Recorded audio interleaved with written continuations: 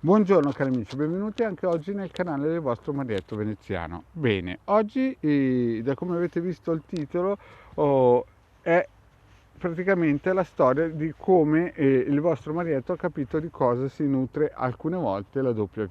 Quindi, prima di iniziare questo bellissimo racconto di fantasia, mi raccomando che è di fantasia, mi piacerebbe, se non l'avete ancora fatto, se vi iscrivete al canale di Illegale del vostro Marietto Veneziano e di venirci a trovare nei gruppi Facebook, dove trovate il link qui sotto in descrizione, e nel gruppo di Telegram, dove ogni lunedì sera alle 8:30 noi facciamo gli studi di esoterismo. Bene, iniziamo subito con questo bellissimo racconto di fantasia del vostro Marietto.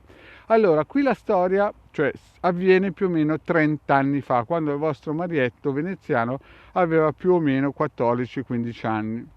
E un bel giorno la W, cioè bisogna prendere in considerazione che anche il Marietto aveva cominciato a sospettare che la W fosse una persona un po' particolare. Voi immaginatevi una persona alta sul 1,70 m, magra come un chiodo, occhi azzurri, bionda, sul tipo isterico, sapete quelle personcine un pochettino tutte vene e nervi, però molto elegante nei suoi modi e persuasiva.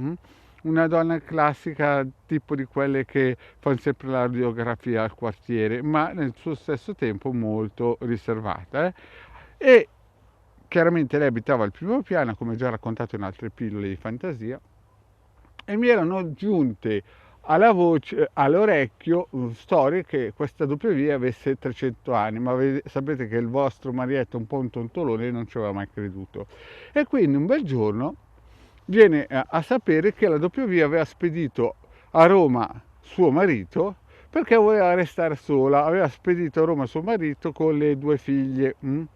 E quindi era sola soletta a casa, e un bel giorno, cioè quel giorno che era sola soletta a casa, sente dei rumori ansimanti dalla finestra della sala, e il Marietto era subito in trepidazione perché aveva paura che la W stesse male. Ma cosa succede? Succede che esce dopo un po' a spippettarsi una sua sigaretta e al suo fianco c'era un bestione di uomo che sembrava un toro, cioè nel senso era un gigolò, no? E la W mi dice: guarda Marietto, questo qua è un gigolò, me lo sono fatto arrivare.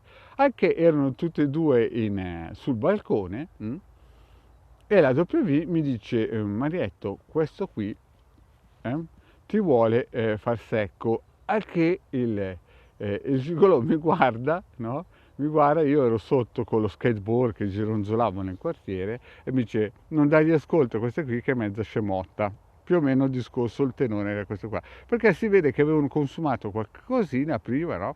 E magari esausti erano venuti sul balcone a spippettare queste sigarette e mi guardavano. Il tenore era di questa cosa qua. Poi a un certo punto sono rientrati, molto probabilmente il gigolò pensava di fare la seconda mandata, ma cosa è successo?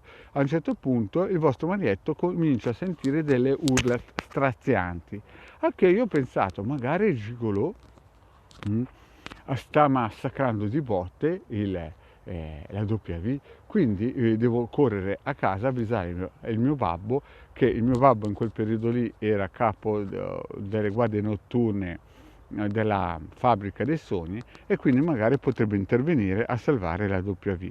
Però, preso un po' dalla paura, non mi sono mosso perché continuavo a sentire delle urla strazianti. E dopo un po', no, non sento più niente. Il vostro Marietto non sentiva più niente. Vi ricordo che questo è un racconto di fantasia, non ha niente di reale. A un certo punto cosa succede? Mi esce la W sporca di pomodoro in faccia, dappertutto, in tutto il corpo. Anche il Marietto si è tranquillizzato. Ho pensato magari era un attimo un pochettino, che erano un pochettino agitati mentre stavano magari facendo qualcosa di sportivo.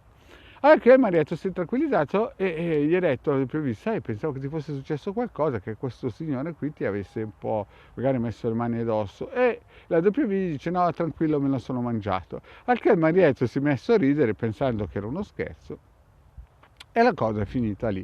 Il marietto si era tranquillizzato perché aveva visto che la W stava benone, era un po' sporca di pomodoro in faccia, un po' su tutto il corpo, ma stava benissimo la W. Però del gigolò non c'era più traccia, però non si era spaventato il vostro marietto per il semplice fatto che quello lì era alto almeno 1,80 m ed era una massa di muscoli immensa, no? Quindi ha pensato che magari stava riposando dopo aver avuto un incontro sportivo con la W. E così finisce lì. Il giorno dopo però cosa succede? Sempre verso le 5, le 6 di sera d'estate, no? Quando il sole calava, cosa succede? Succede che praticamente la W esce sul balcone, chiama il suo marietto e gli dice: sai cosa è successo ieri? Il marietto gli racconta: sai, sono stato un po' in apprensione perché ho sentito delle urla, però quando ti ho visto che eri uscita un po' sporca di pomodoro, mi sono tranquillizzata, però non capisco come ti sei sporcata di pomodoro. E la W lo guarda e gli dice: me lo sono pappato. Anche il marietto si è messo a ridere pensando, col suo skateboard in mano, pensando che stesse scherzando a W. E poi cosa succede? E poi la W dice al marietto: lo vuoi vedere? E il marietto, pensando che la W scherzasse, gli ha detto: ma sì, dai, fammelo vedere. Anche la W arriva fuori dal balcone con un sacchetto, sapete quei sacchetti di moda griffati, di carta, grossi, dove si mettono dentro i vestiti di moda nelle grandi sartorie.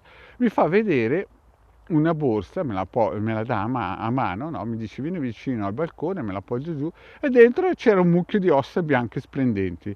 Al che io dico: ma cosa sono queste ossa qua? Perché ho pensato che la W avesse preso delle ossa di maialino, di mucca, non so, da un macellaio, e mi dice: questo è il gigolo. Al che io l'ho guardata e ho pensato: ma forse sta svalvolando. Poi ho guardato dentro bene e c'era un teschietto. Al che ho pensato: ma la W magari è andato in un cimitero a cercare delle ossa di persone e ha voluto farmi vedere che era pericolosa. Ma chiaramente il vostro marietto non ci ho mai creduto. Alla fine come è successo? È successo che le ossa, io gli ho detto: senti, buttale via perché io non ci credo alle cose che mi dici. La W si è fatto un bel pranzetto, ma il marietto ha sempre avuto il dubbio che quella volta la W avesse fatto il colpaccio, si era pappato il gigolò. Bene, cari amici, questa storia è una storia di fantasia, non dovete credere a niente a quello che vi racconto, però vi chiedo, se non vi siete ancora iscritti al canale di Legale Marietto Veneziano, di venirci prima di tutto a trovare nei gruppi Facebook e di iscrivervi ai canali e di venirci anche a trovare nel gruppo Telegram. Grazie cari amici e alla prossima, ciao!